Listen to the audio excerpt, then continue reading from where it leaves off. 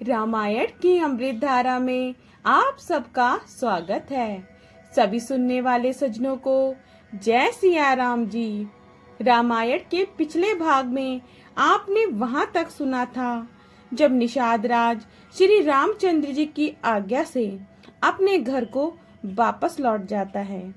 अब इसके आगे से अयोध्या कांड भाग 18। सियापति रामचंद्र जी की जय, पवन सुत हनुमान जी की जय, उमापति महादेव जी की जय, जय जय सीताराम जी। फिर सीता जी, श्री राम जी और लक्ष्मण जी ने हाथ जोड़कर यमुना जी को पुनः प्रणाम किया और सूर्य कन्या यमुना जी की बढ़ाई करते हुए सीता जी सहित दोनों भाई प्रसन्नता पूर्वक आगे चले। रास्ते में जाते हुए उन्हें अनेकों यात्री मिले। वे दोनों भाइयों को देखकर उनसे प्रेम पूर्वक कहते हैं कि तुम्हारे सब अंगों में राज चिन्ह देखकर हमारे हृदय में बड़ा सोच होता है। ऐसे राज चिन्ह के होते हुए भी तुम लोग रास्ते में पैदल ही चल रहे हो, इससे हमारी समझ में नहीं आता। ऐसे राज चिन्ह होते हुए भी तुम लोग रास्ते में पैदल ही चल रहे हो। भारी जंगल और बड़े बड़े पहाड़ों का दुर्गम रास्ता है। तुम्हारे साथ सुकुमारी स्त्री है। हाथी और सिंह से भरा ये भयानक वन देखा तक नहीं जाता। यदि आज्ञा हो तो हम साथ चलें। आप जहाँ तक जाएंगे वहाँ तक पहुँचाकर फिर आपको प्रणाम करके हम घर लौट आवेंगे। दोहा। एहि विधि पूछहि प्रेम बस, पुलक गात जलु नैने, कृपा सिंधु फेरहि तिन्हई, कही विनीत मृदु बैन सियापति रामचंद्र जी की जय, कही विनीत मृदु बैन सियापति रामचंद्र जी की जय। इस प्रकार वे यात्री प्रेमवश पुलकित शरीर हो और नेत्रों में जल भरकर पूछते हैं, किंतु कृपा के समुद्र श्री रामचंद्र जी कोमल विनय युक्त वचन कहकर उन्हें लौटा देते हैं। जो नेत्र भरकर सीता जी और लक्ष्मण जी सहित घनश्याम श्री राम जी के दर्शन करते हैं। जिन तालाबों और नदियों में श्री राम जी स्नान कर लेते हैं, देव सरोवर और देव नदियां भी उनकी बढ़ाई करती हैं। जिस वृक्ष के नीचे प्रभु जा बैठते हैं, कल्प वृक्ष भी उनकी बढ़ाई करते हैं। श्री रामचंद्र जी के चरण कमलों की रज का स्पर्श करके पृथ्वी अपना बड़ा सौभाग्य मानती है। प्रेम के प्यासे वे गांव के स्त्री पुरुष उनके सौंदर्य की छटा देखकर ऐसे थकित रह गए। गांव की स्त्रियां सीता जी के पास जाती हैं, परंतु अत्यंत स्नेह के कारण पूछते सकुचाती हैं। बार बार सब उनके पांव लगती और सहज ही सीधे साधे कोमल वचन कहती हैं। हे राजकुमारी, हम विनती करते हैं, परंतु स्त्री स्वभाव के कारण कुछ पूछते हुए डरती हैं। हे स्वामिनी, हमारी डिठाई क्षमा कीजिएगा। ये दोनों राजकुमार स्वभाव से ही परम सुंदर हैं। दोहा। श्यामल गोर किशोर वर, सुंदर सुषमा ऐने, सरद सरवरी नाथ मुखु, सरद सरोरु नैन सियापति रामचंद्र जी की जय, सरद सरोरु नैन सियापति रामचंद्र जी की जय। श्याम और गौर वर्ण है, सुंदर किशोर अवस्था है।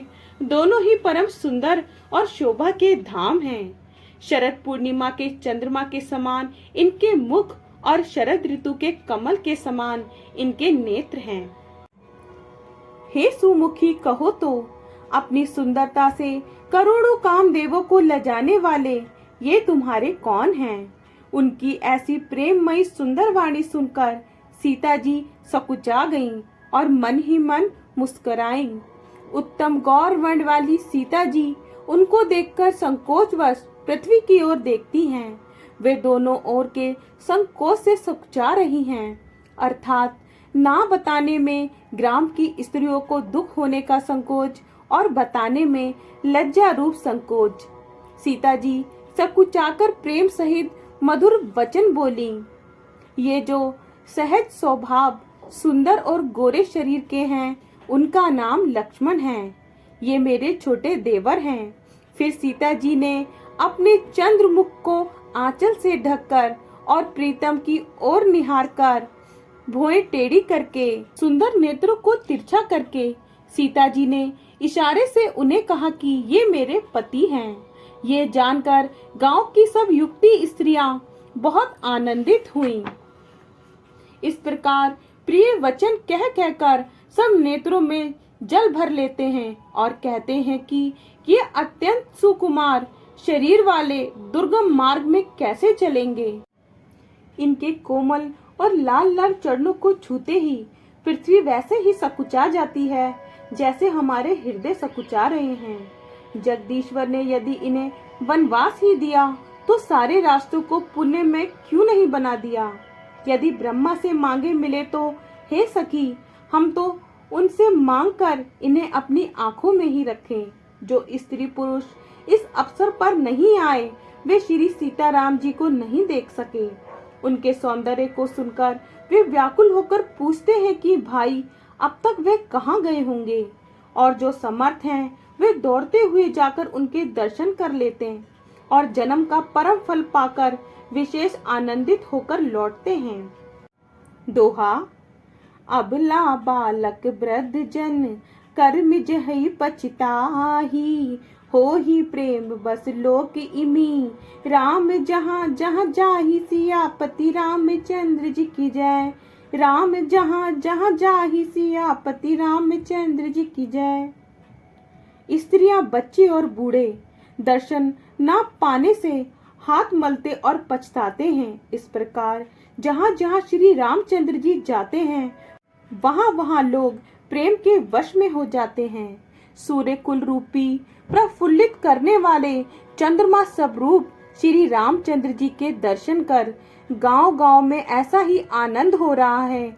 जो लोग कुछ भी समाचार सुन पाते हैं वे राजा रानी दशरथ और कैकेयी को दोष देने लगते हैं। कोई एक कहते हैं कि राजा बहुत अच्छे हैं जिन्होंने हमें अपने नेत्रों का लाभ दिया। स्त्री पुरुष सभी आपस में सीधी स्नेह भरी सुंदर बातें कर रहे हैं। कहते हैं वे माता पिता धन्य हैं जिन्होंने इन्हें जन्म दिया। वह नगर धन्य है जहाँ से ये आए हैं। वह देश पर्वत वन और गांव धन्य हैं और वही स्थान धन्य है जहाँ जहाँ ये जाते हैं। ब्रह्मा ने उसी को रचकर सुख पाया है जिसके ये श्री रामचंद्र जी सब प्रकार से स्नेही हैं। श्री राम लक्ष्मण की सुंदर कथा सारे रास्ते और जंगल में छा गई है। दोहा।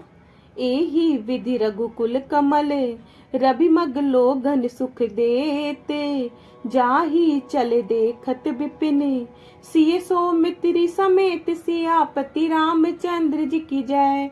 सिय सौमित्री समेत सियापति रामचंद्र जी की जय।